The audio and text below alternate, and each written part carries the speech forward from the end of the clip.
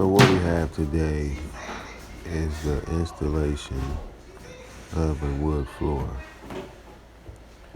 As you can see, the floor is stripped down all the way to the subfloor with a little bit of cleaning and removing of old staples and tack strips. Cleaned that up real good, and we were able to put down the padding for underneath the floor. Blue padding, as you can see right there. Floor has already been started, row by row.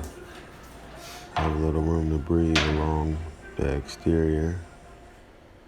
And, this is a floating floor, guys. So just keep that in mind. It's going to expand and contract, all depending on the weather. We use Hydro Shield floor for this particular project, and the floor came out looking pretty good. We got also installed the thresholds, as you can see right now. The transition strip right there is just, seamless. And the homeowner is very happy with the floor. And there you see it.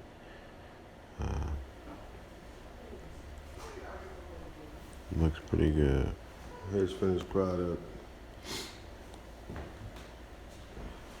Quarter round, shy right there. Quarter round down here.